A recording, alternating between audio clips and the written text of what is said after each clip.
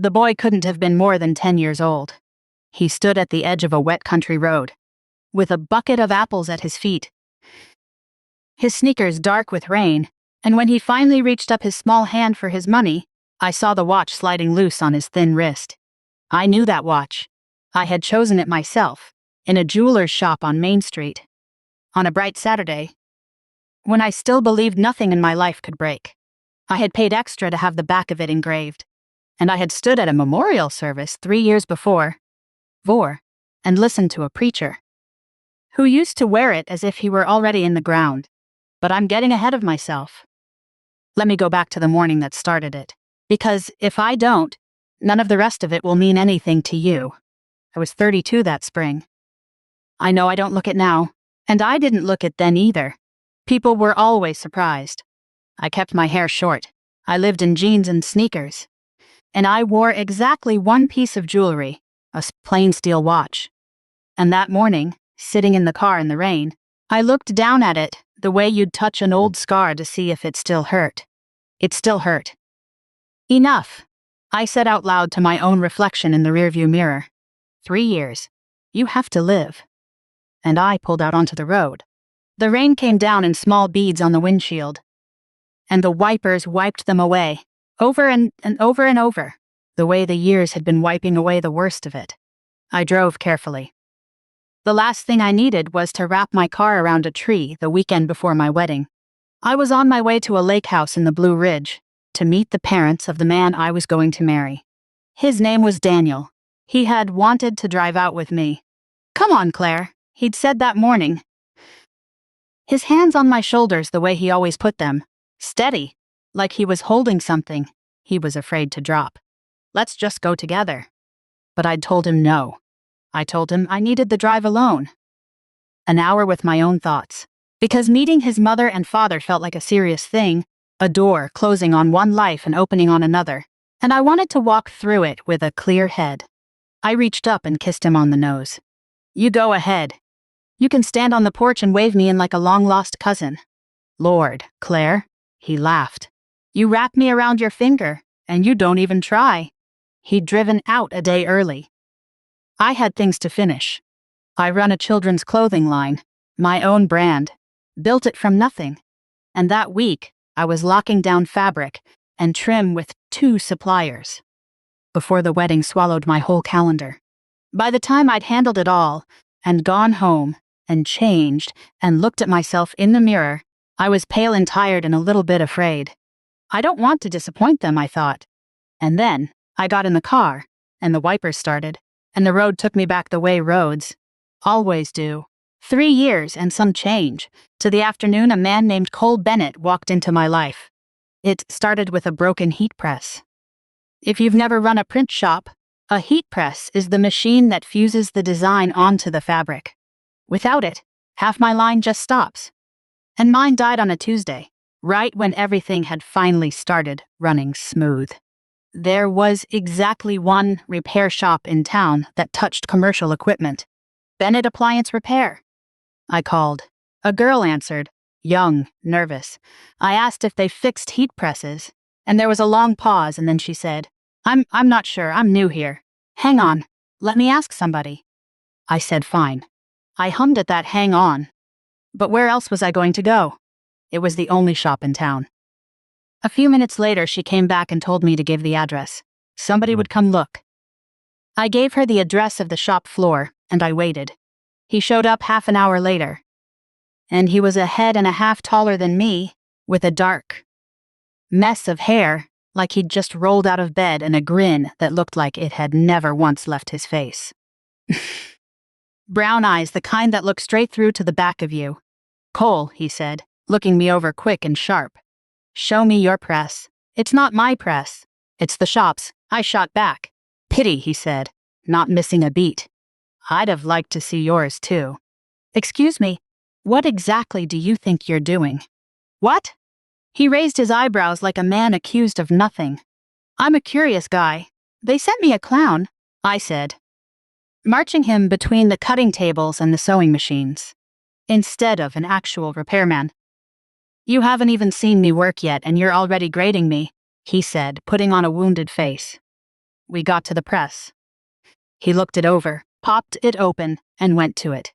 And if it's not too much trouble, he added without looking up, make me a coffee. I haven't had a thing to eat all day. I should have thrown him out. Instead, I went to the break room and ground the beans and let the smell fill the little kitchen, and when I brought him the cup, he closed his eyes over it like a man at church.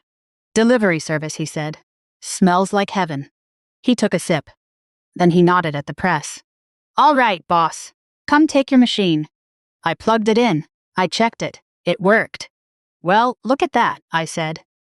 Only took you all afternoon. But I'm still calling your manager because you behave like a man with no home training. Give me your boss's number. He hesitated. You sure you want to talk to him? Absolutely. All right, he sighed. Write this down. Last name's Bennett. He gave me a number. I dialed it, standing right in front of him. And his phone went off in his pocket. Bennett speaking, he said into it in a flat businesslike voice, before I could even put two and two together. I lowered my phone and stared at him. He started to laugh. You're the owner, I said. There weren't any free hands today, he said, delighted with himself. And I like getting into something new now and again. Keeps me sharp. I can only imagine what kind of crew you've got, I said, if the man who runs it is a smart mouth and a flirt. The two aren't mutually exclusive, as you can see, he said, spreading his hands. That coffee, though. You wouldn't pour me a second cup, would you? I really didn't eat. I made him sandwiches, too. Bread, cheese, butter. I always kept the break room fridge stocked, because my girls on the floor like to bring lunch and warm it up, and you never knew when somebody needed feeding. He ate the whole plate. You just saved a man's life, he said with his mouth full. I won't charge you for the press. Call it even. We helped each other. We're not friends, I said, watching him. Then we'll have to fix that, he said. He wiped his mouth and drained the cup. What's your name, anyway? Claire, I said, stiff and formal. Claire. He turned it over like he was tasting it. That's a good name. Then out of absolutely nowhere. You ever been up to the mountains? Skiing? I'm going this weekend. Come with me. I didn't know what to say. The truth was I'd always wanted to, but there was never the time, and never the person. He saw me hesitate and pressed in. The views up there will knock you flat. And even if you can't stay up on the skis, just being there is worth the drive. I can tell you want to. Don't say no. And what'll your wife say about that? I asked. No wife, he said. Divorced 5 years ago. We didn't fit. I went, and the strange thing was, by the end of those 2 days it felt like I'd known him my whole life. We liked the same music, the same old movies. We saw the world out of the same window. And, to his open delight, I could ski circles around him, both downhill and cross-country, which surprised him. So much, he just stood at the top of a run, laughing at me. There was one moment, though. One moment I should have held on to harder than I did. A man on the slope took a bad fall while we were there, and they carried him down on a stretcher and loaded him into an ambulance, and Cole stood watching, gone quiet. Which wasn't like him at all. I'd hate that, he said, being a burden. Loved ones fussing and worrying over you. If something like that ever happened to me, I think I'd rather just disappear out of their lives. That's an awful thing to say, I told him. Love isn't only for the good days. In sickness and in health. That's the whole point of it. No, he said, shaking his head. I'd rather they cried over me once and got it done than spend their whole lives dragging an invalid around. Then he shook himself loose of it and grinned. Listen to me. Look at this. Look at these mountains. I let it go. God help me, I let it go. Half a year later, he asked me to marry him. We set a date. I threw myself into it. The invitations, the dress, the flowers, all of it. And 3 weeks before the wedding, he had to drive over to the next county for business. In one door and out the other, he said, kissing me on his way out. Drive careful, I told him, please. Don't push it, I swear, he said, and winked, and was gone. 3 days later, the phone rang, and a man I'd never met told me Cole had drowned. He'd stopped to swim, they figured, on the way home. It was a brutal hot stretch that week. There's a bend in the river out there that locals know to leave alone. Cold water, a strong undertow, and a whole graveyard of sunken barges and old boats on the bottom. Nobody who lives nearby goes in there. But people passing through don't know any better. They found his car on the bank, his clothes folded on the seat, his phone, his wallet. The divers went down and came up with nothing. The current had taken him, they said. They'd keep looking for a week, kept going, and if nothing turned up, they'd have to call it a drowning and let me bury an empty box. A week went by. Nothing. So instead of standing up at a wedding, I sat at a memorial, taking the hands of strangers, most of whom I'd never seen before in my life. His parents handled all of it, thank God, because I didn't have it in me. People touched my shoulder and put their arms around me and said words I couldn't hear, and I sat there hollowed out, turned to stone from the inside.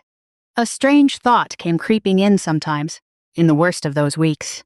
What if he hadn't drowned at all? What if he'd lost his nerve and just left me? But then I'd push it away, ashamed of myself. Because, whatever else Cole was, he would never have done that to his mother and father. A year went by, and I disappeared into the work. Nobody saw me smile.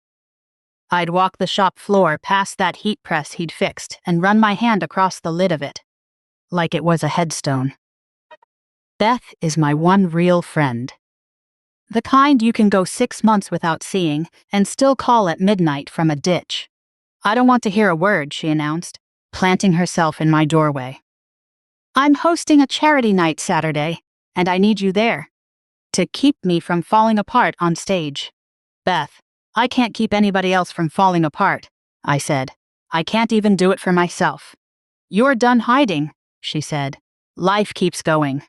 You can't get the past back, and you can't sit in this building until you turn to dust. Now what should you wear? Something romantic. I'll text you the address. The gala was out at the edge of town, in a mansion older than the county itself, Sohukufta, with a little string quartet in the corner playing low under the hum of the crowd. They were raising money for animals, on the endangered list. Tigers, leopards, the ones nearly gone. The guests stood in clusters in their gowns and dark suits, sipping champagne, trading gossip. I found a corner and tried to turn invisible. I waved up at Beth on the stage so she'd know I'd come, and then I went back to watching the bubbles climb the inside of my glass. You're not very good at that, a voice said, right at my ear. A young man had come up beside me. He smiled at one corner of his mouth and held out a little cracker with caviar on it. Not good at what? I asked, taking it. Hiding from the world, he said. There was something about him I half remembered. Have we met? I said, pulling at the thread of it and finding nothing. Don't strain yourself, he said gently. You weren't really there for it. It was at Cole's service. We knew each other. His crew used to fix our equipment. He was good.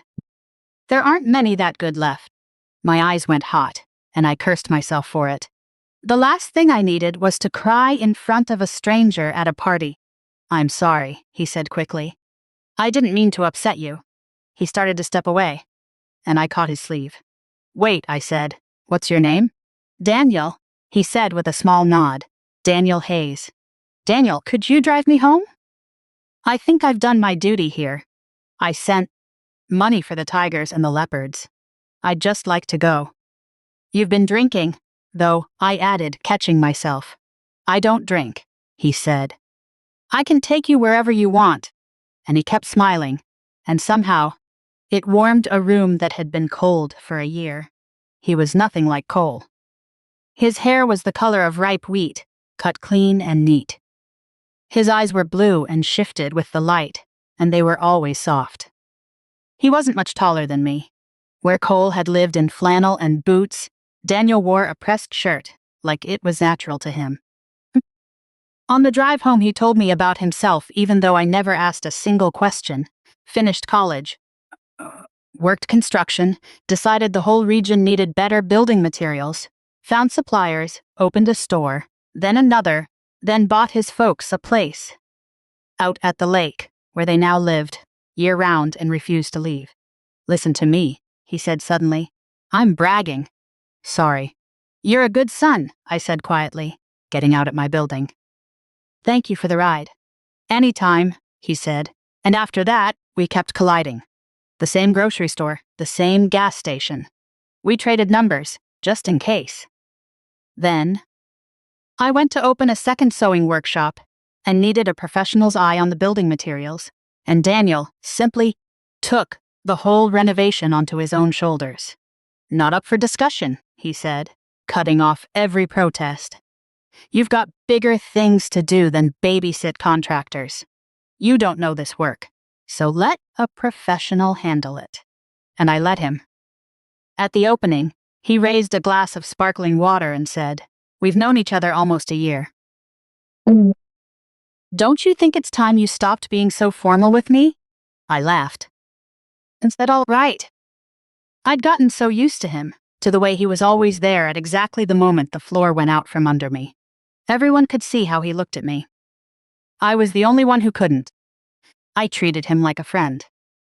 I knew he'd been engaged once and that it hadn't happened. His bride had been one demand after another, and when he refused to seat her ex-boyfriend at the wedding, she'd flounced off and married the ex instead. 5 years he'd gone after that without anyone serious. And then, he told me later, he met me and knew. I didn't understand any of it until the night I got sick. It came on hard. I couldn't get out of bed to heat a kettle. The phone kept ringing and splitting my head open, so I shut it off and slid in and out of a heavy fever sleep. And when I surfaced one of those times, Daniel was sitting in the chair by my bed. "Thank God," he said, and laid his palm on my forehead. "You're burning up." I tried to ask how he'd even gotten in. "You gave me a spare." He reminded me to let the plumber in that day you had the supplier meeting, and I never gave it back. Then you dropped off the face of the earth, and I lost my mind. And while he was telling me this, he was already easing me out of clothes soaked through with sweat and into something dry he'd found in my closet, so fast and so plainly that I never even had time to be embarrassed. He made calls. A courier brought medicine and groceries. "Lie down, I've got it," he ordered when I tried to rise. He made broth. He made me drink it. He gave me the pills on a schedule, changed me into dry clothes again, and didn't leave my side, folded up impossibly small in the corner chair. I woke once in the dead of night and saw him asleep there, knees pulled up under him, twisted into a shape no grown man should be able to sleep in. And the sight of it cracked something open in me. I looked at him with new eyes and understood, finally, the simplest thing in the world. He just loved me. Something soft turned over in my chest. I promised myself I'd look at him properly, not as a friend. After that, everything between us shifted. I caught myself drawn to him, to the steadiness, and the safety that came off him like heat off a stove. I'd breathe in the smell of him and go dizzy with how close he was. In the end, I was the one who kissed him first, and not as a friend. "I was so afraid this would never happen," he said. "The morning after the first night we spent together, I was only afraid," I told him, laughing, "that you'd give up waiting and leave before I came to my senses." Then one evening he said, "Claire, we've been together a year. My parents want to meet you, and while we're at it, marry me." Well, I laughed. That's quite a turn. Why not? I love you, and I'm hoping you love me. And meeting my folks, that part's not optional. What if they don't like me? I said. They'll love you. This weekend? And that is how I came to be, on a wet country road on a gray morning, turning off toward a lake house, my whole calm and reasonable future laid out ahead of me like a paved road, when I saw a boy of about 10 sitting on the shoulder with a bucket of apples. Even from the car I could tell they were good apples, ripe ones. The poor kid was soaked through. And it's bad manners to show up at your future in-laws empty-handed. "Hey there," I called, rolling to a stop. How much for the apples? He named a price so small I almost laughed. I've been out here since morning, he explained, reading my surprise. And there's the rain and all. Then bring the whole bucket, I said. Just pour them right in the trunk? When the apples were loaded, he kept going. He came around for his money and he held out his hand. And there it was. On his wrist. The watch I would have known among every watch in the world because I'd bought it and I'd had the back engraved myself on a bright Saturday when I still thought my life couldn't break. For Cole, my favorite tinker, always, I grabbed his hand. Where did you get this? My fingers went white around his little wrist. Ow, that hurts, he yelped. Uncle Cole gave it to me. Where is he? My voice came out of me from somewhere far away. Home, let go. Get in, I heard myself say. Show me. He rode beside me and pointed the way.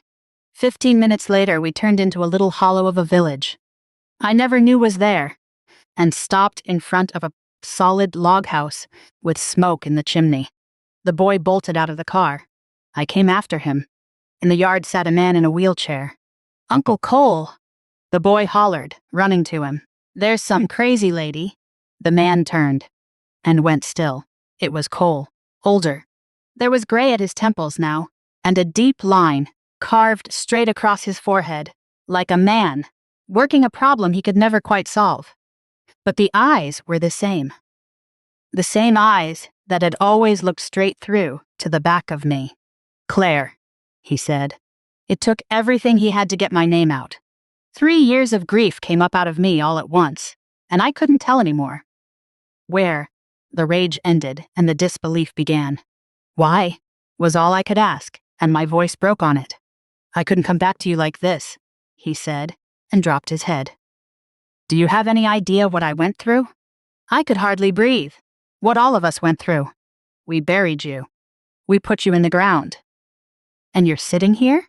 You never even told your parents? Of course I didn't tell them.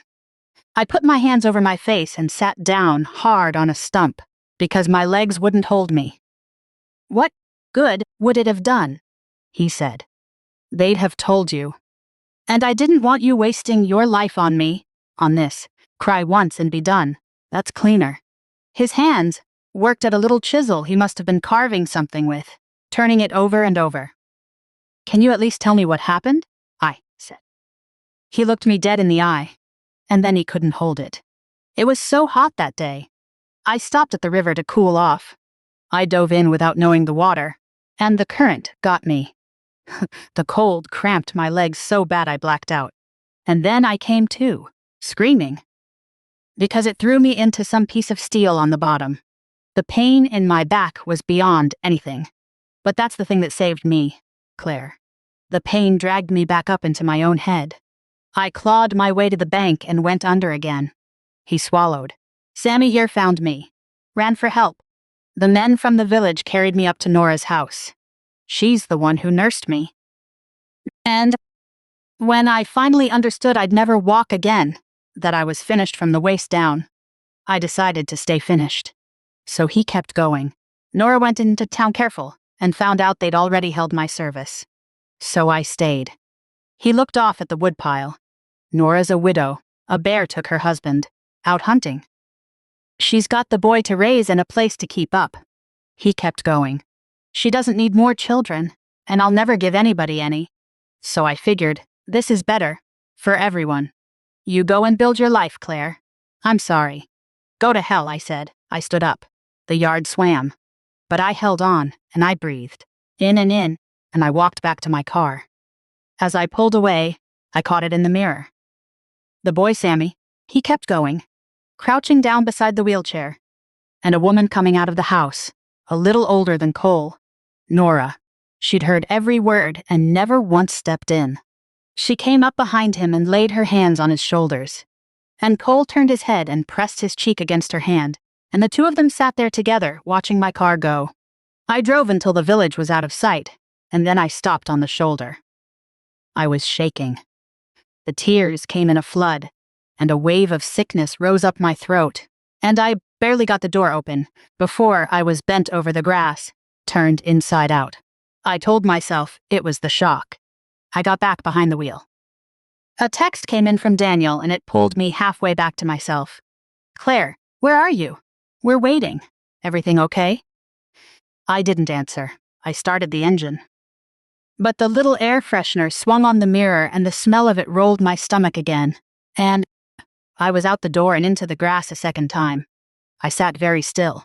The dizziness, the sickness, the way smells I used to love now turned on me. It can't be, I whispered. I laid a hand flat against my belly, and I did the counting in my head. I straightened up and looked in the mirror. Pale, hair a wreck, my face still wet, and my eyes, somehow, shining. You fool, I said, and started to laugh. Of course. Of course that's what this is. And I picked up the phone and called Daniel. Danny. My Danny? I said, and I was laughing and crying both at once. I'm fine. Everything's fine. Everything is just exactly the way it's supposed to be. Tell your parents hello. I'm coming. We're coming. I didn't even hear what he said back. I turned the radio up and put my foot down. I left a man behind me in that yard who had chosen, twice, to vanish rather than be loved through the hard part. Once into a river, once into the back of my mirror. I will never understand it, and I've stopped trying to.